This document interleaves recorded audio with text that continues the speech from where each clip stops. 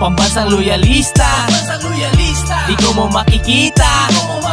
Pambansang loyalista, dito makikita ang totoong balita. 1, 2, 3, Pambansang loyalista, ito ang the best.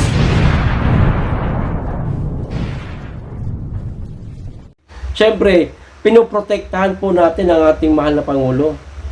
Ayaw po natin na baka isang araw, tulad nga na sinabi ko kanina, makita po ito ng mga kritiko ng ating Pangulo, gamitin po itong alas para sirain siya.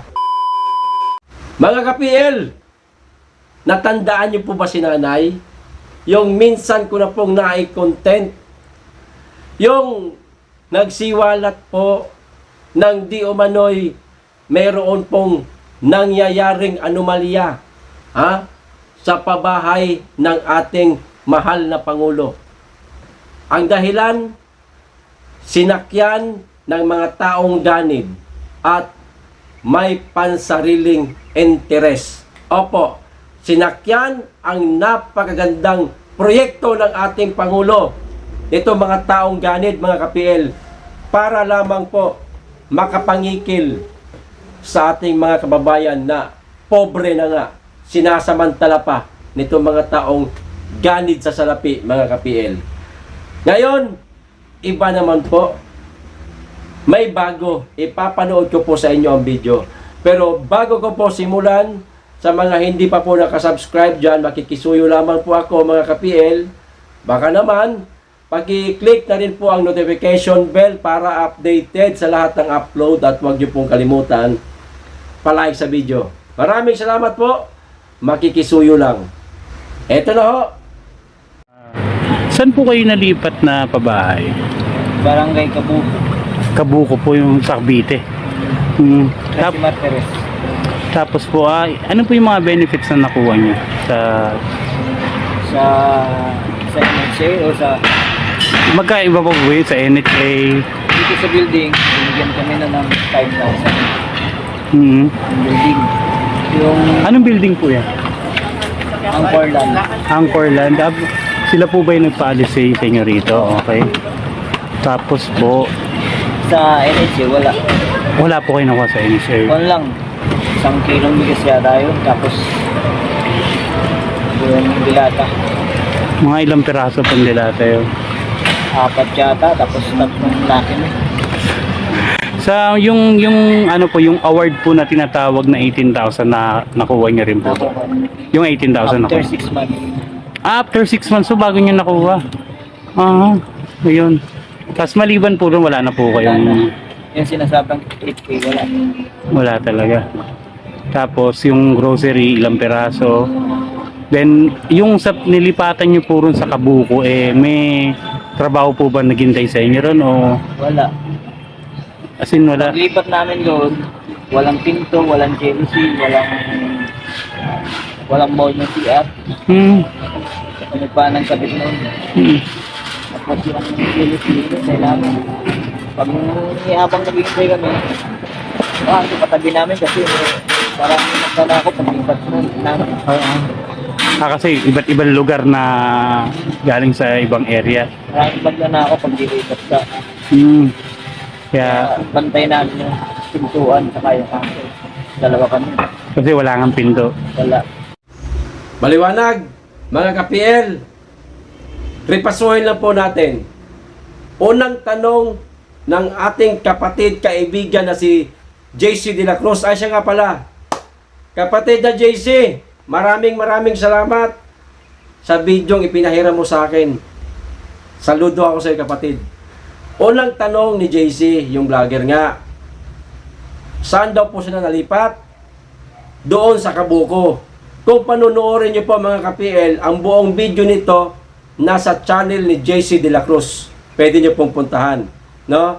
Naroon yung kanyang mga anak sa pabahay nga na ibinigay sa kanila.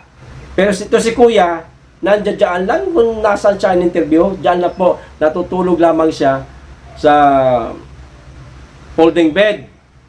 At ang pangalawang tanong sa kanya ni JC, anong building yung nasa harap? Angkorland. Yun daw po ang nagpaalis sa kanila sa kinatitirikan ng bahay nila na yan, yung sinisira nga, at binigyan naman po sila ng 5,000. Ayos! Ang pangatlong tanong sa kanya mga ka-PL, meron bang ibinigay sa kanila ang NHA? Maliwanag, ang sinabi po ni Kuya, wala.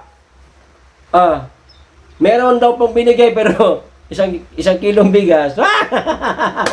Patay tayo dyan. At 4 na pirasong dilata.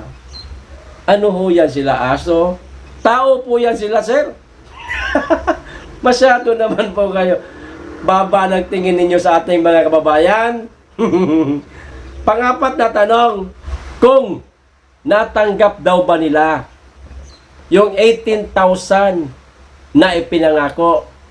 Mabuti at natanggap nila. Pero mga ka-PL, umabot po ng 6 na buwan. Ang tagal. Okay na rin yan. At least natanggap. At ito ang masaklap mga ka-PL na sinabi ni Kuya. Paglipat daw po nila, kung saan man sila dinala, walang pinto, walang jealousy, walang bowl. Maliwanag naman po, sinabi ni Kuya na sila pa ang nagpalagay ng bowl. Hindi po ito alam ng Pangulo, mga ka-PL. Siguro yung ating Pangulo, pinakitaan lamang ng house model. Ito, Mr. President, ganitong klaseng bahay ang lilipatan ng mga tao. Ganitong klaseng pabahay, ganito kaganda ang ibibigay namin. Pero, pagdating sa aktwal na pabahay na ipinamimigay mga ka-PL, depektibo. O ayan o, maliwanag, si Kuya ang saksi. Walang kinalaman po dito ang Pangulo, mga ka-PL. Lilinawin ko, walang kinalaman ang Pangulo. Ang tanong, bakit ko ito kailangan i-content?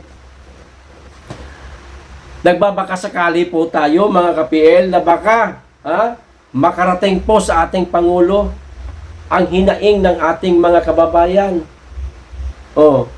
Ang delikado dito, baka makita po ito ng mga kritiko ng ating Pangulo.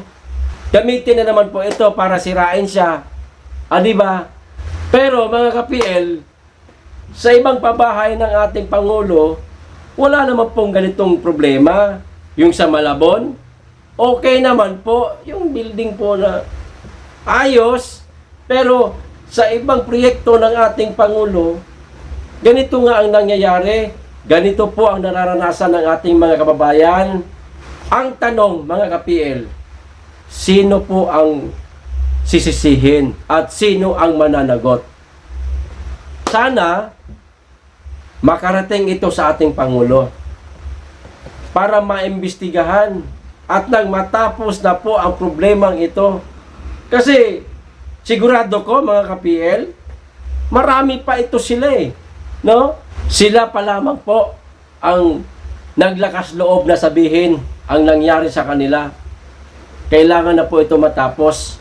Kailangan na po itong pigilan. Hayahay po itong mga mandarambong mga ka-PL. Hayahay itong mga mapagsamantala. Bakit? Puno ang bulsa. Pero yung ating mga kababayan, ang kawawa. O ilang taon itong pabahay na ito? Matatapos na lang ang termino ng ating Pangulo, hindi pa rin sila tapos sa pagbabayad Abay, milyonaryo po sila, mga ka-PL. Kaya, dapat mga ka-PL, matigil na po ito. Kaya ko po ito naisipan na i-content. Sa pagbabakasakaling makarating po ito sa ating mahal na Pangulo. Dahil, syempre, pinoprotektahan po natin ang ating mahal na Pangulo. Ayaw po natin na baka isang araw, tulad nga ng sinabi ko kanina, makita po ito ng mga kritiko ng ating Pangulo, gamitin po itong alas para sirain siya. At lalong-lalo na yung mga proyekto niyang pabahay. Marami pa po siyang gagawing proyektong pabahay. Wala pa po yata 1 milyon 6 milyon mahigit po yan Diba? Marami-rami pa ang gagawing pabahay ng ating Pangulo. Paano na lang kung magdire-diretso yung ganitong klase na kalokohan ng mga mandarambong na yan? Kaya sana, no, mga ka-PL, makikisuyo lang ako sa inyo. Paki-share po itong video ito nang sa ganon, sa pagbabakasakali natin na makarating po ito sa ating mahal na Pangulo.